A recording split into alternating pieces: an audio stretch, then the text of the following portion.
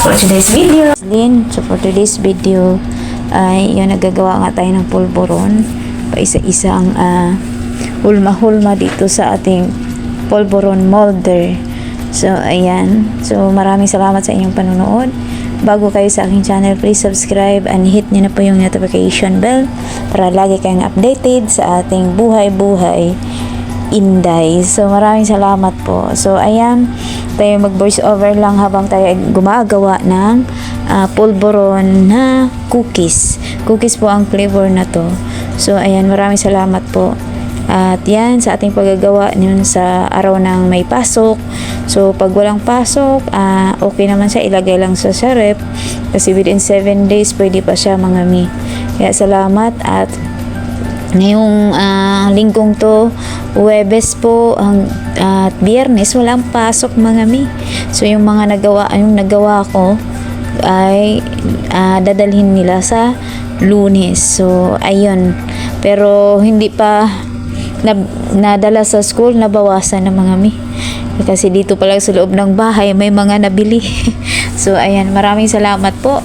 At nakakatuwa lang din mga mi, laging nag-uulan dito sa amin. Ang sarap matulog kasi maulan, pabugso-bugso yung ulan. So ayan, masarap matulog, maganda ang panahon.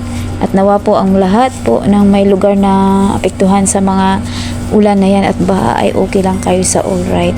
Po, kasi ang hirap po talaga pag mag-tag-ulan tas mababa po ang ating lugar. Po, kaya sana ay okay kayo sa alright. So ayan, habang ginagawa ko yung pa isa-isa, tiyagaan lang din siya mga mi. Kasi pag ikaw lang talaga ang magagawa, mapapagod ka din bilang tao talaga. Pero ganun pa man, salamat sa Lord sa lakas at grasya niya sa habag tayo ay nakakapaggawa.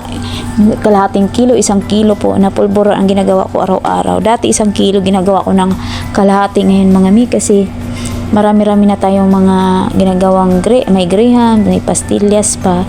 So ayan, hinati-hati lang natin para sa kanilang 20 minutes na break time sa school.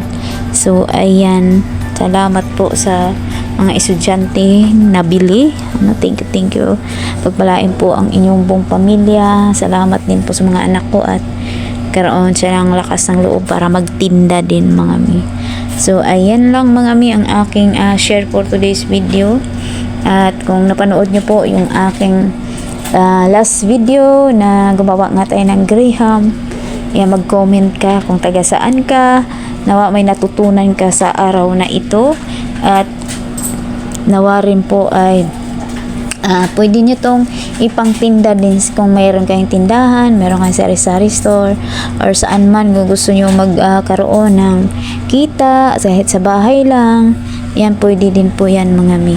Pwedeng per order mga mi. Po, ayan, maraming salamat sa iyong panunood. Hanggang sa muli, see you my next vlog and God bless po everyone. Nawa maging mabuting katiwala tayo ng Lord. Po, God bless po. Maraming salamat po. Thank you so much for watching.